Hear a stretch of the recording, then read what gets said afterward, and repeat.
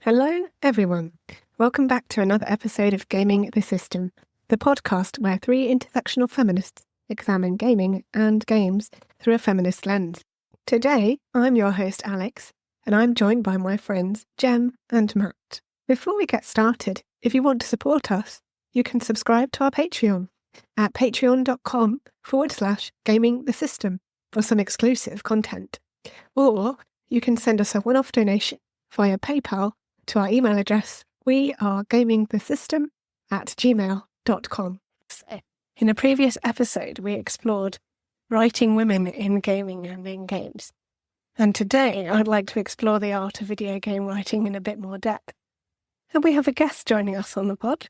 Hello, Chris. Oh, God, I absolutely can do. I'm really, really excited to do the three of you today. I come at this from two angles, really. The first one is that I am a giant nerd, have been for the longest time. I've played video games for as long as I can remember. And the other thing is that I have always written, and I've been a writer for the longest time. I studied writing at University of Northampton an embarrassingly long time ago now, and it's something that I've always kept up. So I've written plays, poetry, novellas, and so I'm super interested in writing and video games, and so this is basically the perfect episode for me. Awesome. We are very delighted to have you on the pod as well. Which brings me very nicely into our first question, which I'm sure you'll be an authority on, Chris. I want to know about writing for games and how different is that to other media, for example, television, film, plays, etc. So how does writing kind of shape up in comparison? Do you have any thoughts on that to kick off? So the super interesting thing for me, there's two things really that I would say is that it's non-linear. So when you're writing for video games in particular, there's a certain kind of non-linearity, if that's even a word, that comes across, which is super interesting. And the other thing is the interactive nature of it, right? So I don't think there's another medium that can do it as well as video games can, which is you are literally there doing the thing, interacting with the story. And oftentimes you're given decisions, you can change it, you can do whatever you like. Those are my two things that I think are different about video game writing in general to say writing for other media. That they're, by their nature, video games are non-linear, and also there's that kind of interactive nature of it. Definitely, yeah. We've talked a lot on the pod about the differences between film and TV and gaming, in that when you've got a film, obviously you're a passive observer of what's happening. Whereas in a game, you are controlling the narrative in a lot of ways. And that, I think, comes through really clearly in the writing, definitely. Did you have any other thoughts, Matt and Jem? I want to preface the tone that I'm coming from in this, because I've had a bit of a stressful, irritating day. I've got a lot of critical thoughts that I have about writing in games. But I also want to say that I am similar in that I have been writing creatively for my entire life as well. So when I'm being critical, it's pointing at me as well. I'm not going, I'm the best writer to ever exist and everyone else is stupid and useless. It's one of those things where something that makes you angry is very often a vision that you hold on yourself as well. Writing for games is both easier and harder than normal because in every other form of media, the writing is the foundation of it. You can't have a good book without good writing.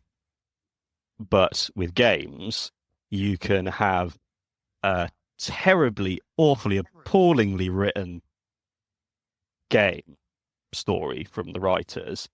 But if the gameplay is good enough, then people will ignore the writing and just enjoy playing the game. A good example of this is the Doom reboots. The gameplay is so awesome that the story doesn't matter, the writing doesn't matter. And so there's less pressure on game writers in that way.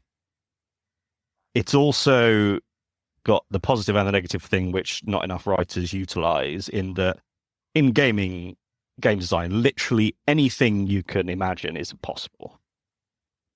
it's not like with a film set or a TV show. And even with a book, you can write whatever you want, but the reader's still going to have to imagine it in their heads. Where literally you have a blank creative check when it comes to game design writing. So they have no excuse for lackluster storytelling. And I'm just it also comes from a place of deep jealousy where I wish that I was a video game writer. And so I'm annoyed at everyone else that is already in the industry. Indeed, it is a very enviable job. What about you, Jim? What do you think? I was sort of thinking about the emotional element of writing, because I remember hearing somebody talking about writing a book, and they said that you're with this baby for a long time, you're working on it, you're pouring your heart and soul into it, and then you let it out into the world and people read it and they take away their own interpretations, and they might not the same way that you had intended. So they might go away and say, oh, this character was doing this for these reasons.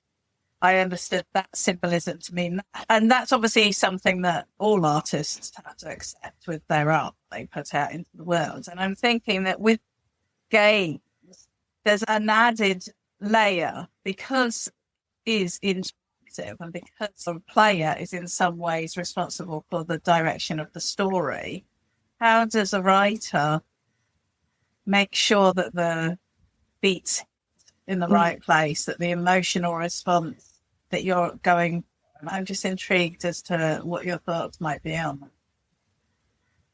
It's kind of interesting for me because you've hit the nail on the head. Anything else, like you say, it's your baby. And when you're writing for video games, I think there is almost entirely a relinquishing of power you have to do in the sense that you're giving that away and it becomes the gamers in a way that they craft their own experiences with it. A terrifying thing to do if you're a writer and you're kind of working on this project for such a long time, and then you kind of say, and now I have to give it away, and they can almost do whatever they want, have whatever experiences they want in an interactive way you're talking about, because I know that everyone can kind of sit and watch a film and be absorbed by it and take away their own message or meaning. But I think there's a much greater level of control you give someone a book you wrote and say, here you are, because you've controlled almost every single.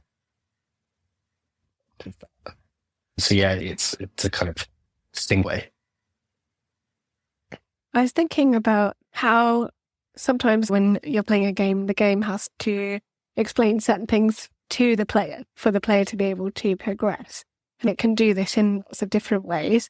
Sometimes it does it through environment. So you've got your classic, like, this lighter area must be where I need to be going next. That's what we could call a language of gaming. That kind of gets embedded into a gamer's brain, and they automatically know that if something's got yellow paint on it, they can climb it. If there's a red barrel, it's probably going to explode, that kind of thing. So when it comes to writing those sorts of expedition type things, where the characters might have to break the fourth wall, with expedition, sometimes it can be really clunky and obvious. How does that work within gaming? Because we've all seen terrible exposition in film and TV. How is that avoided in gaming? And do you think it's more common in gaming as well? Subtext. Subtext and silence and action. Those are the weapons that writers need to be using, whereas they just go, this is where we are at the moment. This is where we've got to go next. And information dumps of where you meet a character the first time and they tell you their entire life story, and there's no subtext, there's just text. And you find the way to communicate your thing without saying it. That's the gold standard, because what the goal of writing is in gaming is to make you forget that everything is basically the same that you're doing. That every single game is broken down into, you've got the main quest, you've got the side quest, and you've got lore items, and you've got the functional things, which are like puzzle helper things. A particularly useful thing of recent years is when, say, like in The Last of Us or in God of War, you're fighting, and then once you've killed the last enemy, rather than you just looking around and seeing if you can find, is there any ones left? Your companion goes, oh, thank goodness that's over. So that's a useful thing.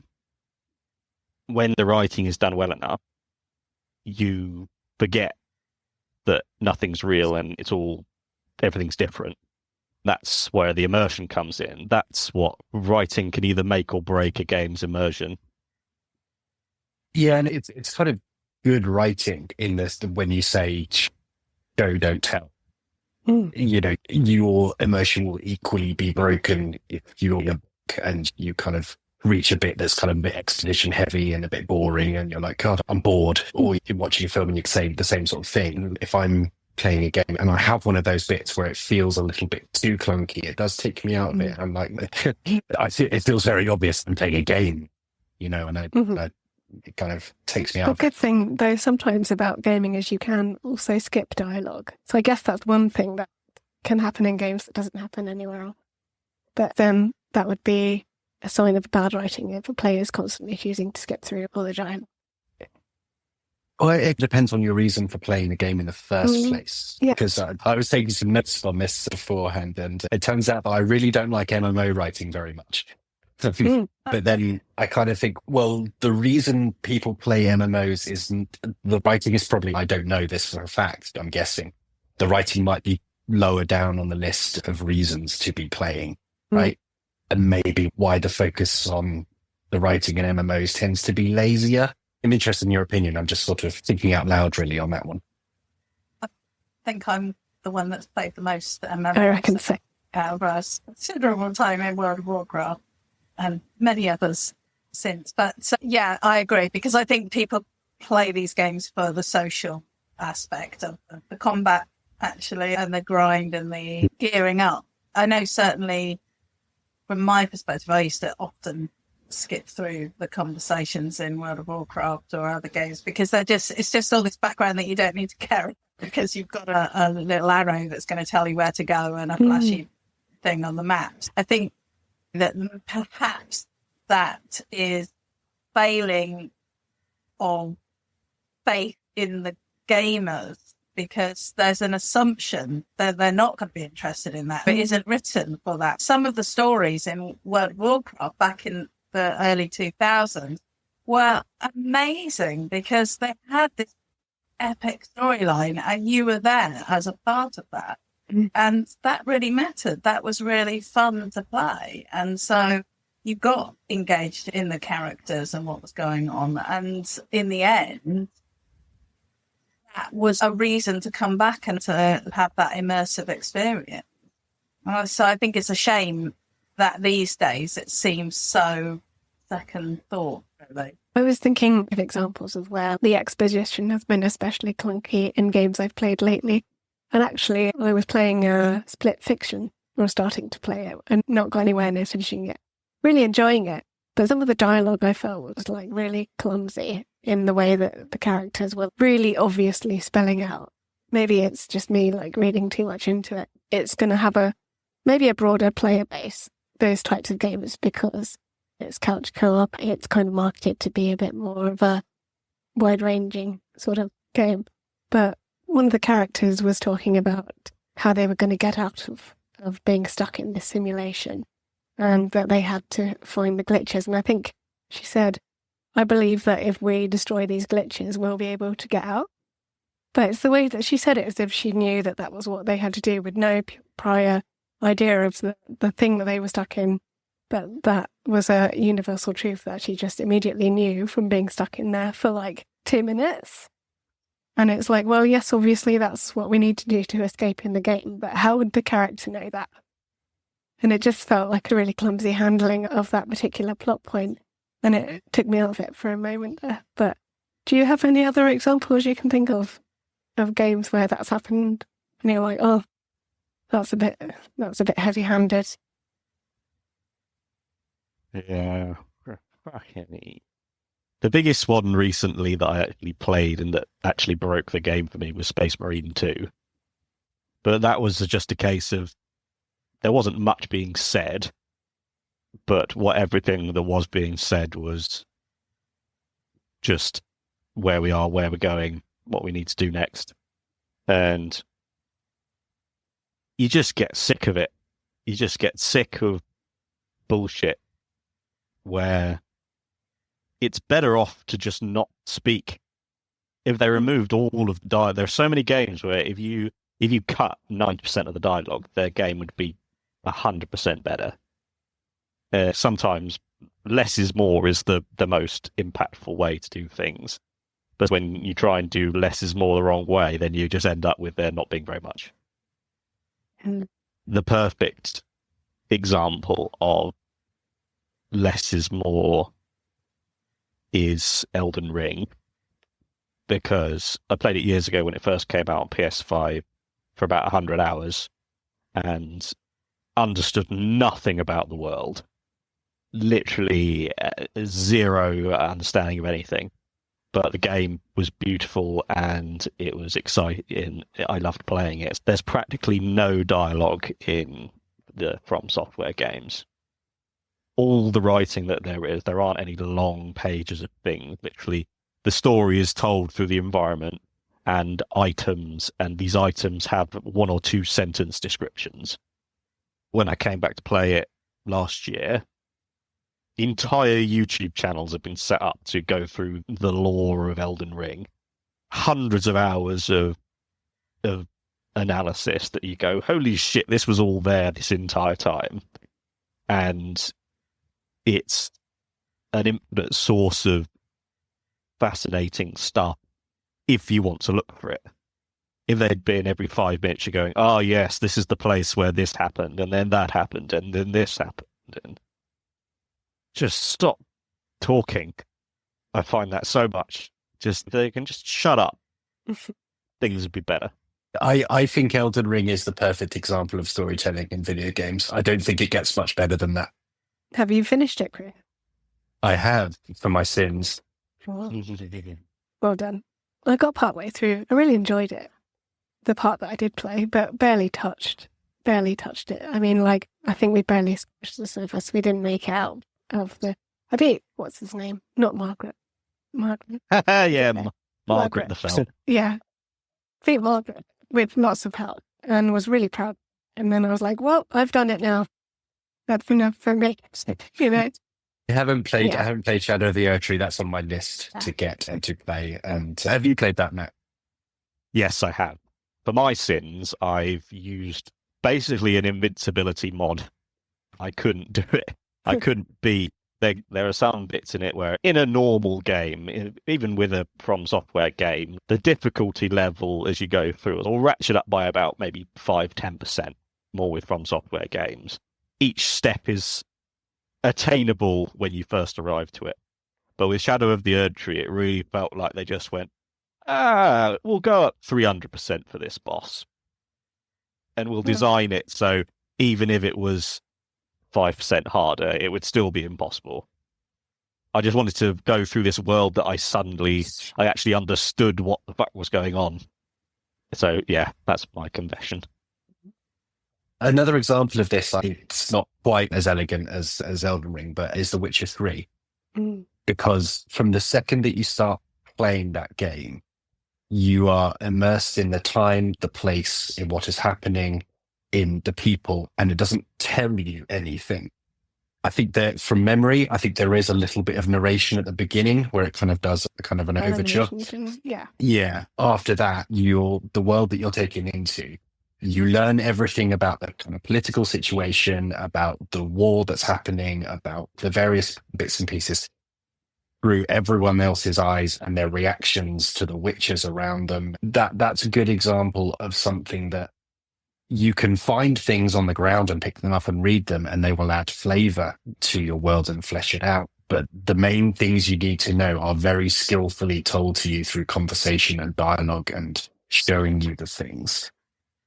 There definitely has to be a far greater removing of a writer's ego from the work that they're doing, because like with skipping dialogue and choosing not to read lore items, most writers will have to know that most of their stuff isn't going to be read.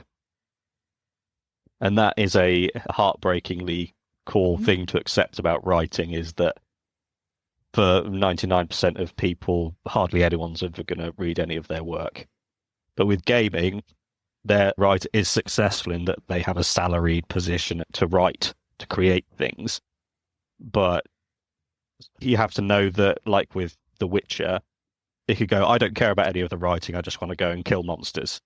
They go, oh yeah, that's fine. No one's going to read any of my writing. But then when you're actually engaged, you go, oh, I actually want to go and I've had my bath, and before I go to meet the Emperor, I want to chat for half an hour with this random guy by a map table who'll explain literally everything that's ever happened on the continent. And that's probably a hard thing for writers to accept and go, I'm still going to pour my heart and soul into these things that are probably never going to be read. And I think most writers unfortunately go, oh, I'm secondary to the gameplay, so I'll just tick the boxes of going, right, quest dialogue, side quest, exposition. Do you think that's the writers, or do you think that's the game designers and the producers? Who's making those choices about how the value of the writing? I think I place all of the blame at the foot of the writers, because the executives don't care about writing. They're looking past the game to the money. And the worst thing that an executive might force down on people is neutral voice. When you go, right, don't take any positions on anything, just make it neutral and just words.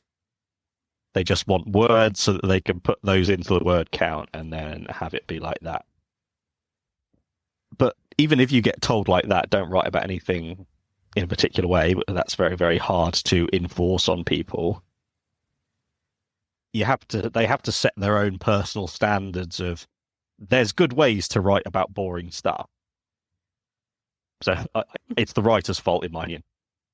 Sure. And a good example of this is Metal Gear Solid. Mm-hmm. Because, in my opinion, which I don't think is a rare opinion to have, the kind of overly verbose, slightly egocentric writing behind it is because the writers have too much power in producing the thing, right? Which I think is what Matt is getting at a little bit, is that it's kind of one person's vision. They have written this, they've almost authored this, and the game is almost secondary to what you're being kind of experienced to. Have you played Death Stranding? I haven't played it, but I kind of know of it enough to understand probably what you're about. Yeah, so that's made by Hideo Kojima, guy who's responsible for the Metal Gear Solid franchise, and he is an auteur. Him and Hidetaka Miyazaki, the guy behind the From Software games, I think of them as two sides of the same coin, because they both single-handedly create these universes. Apart from Hidetaka Miyazaki getting George R.R. Martin involved, which is just that's the most visionary thing I could imagine. And then have this universe just sat there going, oh, you could just ride past it if you're not interested. The example of Hideo Kojima doing all the writing, when a writer's in charge, then it's very easy for it to get all wanky and egotistical, and people not being able to look at their own work with the seriously ruthless critical eye that is needed with artists. And then there's also the thing that I think Hideo Kojima has lent into with particularly Death Stranding and Metal Gear Solid 5 is having the way the character looks and the way the character moves be so charismatic and entertaining that they don't need to be speaking all the time. Because you've got Kiefer Sutherland playing Solid Snake, and you've got Norman Reedus playing Sam in Death Stranding. And for 99% of the time, they're not speaking. They're just being really stoic and laconic. But it just means that they don't need to be speaking. So those are the extreme thing. But then my gripe is with the writers that aren't in charge of the project. They're in sort of the middle level of it. And they don't have the pressure on them that writers who are in charge have. And I think too many of them sit back on their laurels and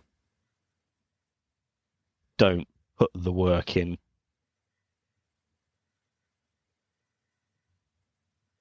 That's my reflecting on it.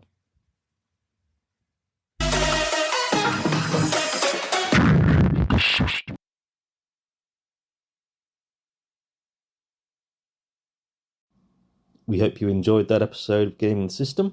If you want to support us, you can donate to us through our PayPal by sending it to wearegamingthesystem@gmail.com if you want to send us a one-off donation. If you want to donate to us monthly, you can subscribe to our Patreon at patreon.com/gamingthesystem. Until next time, bye-bye.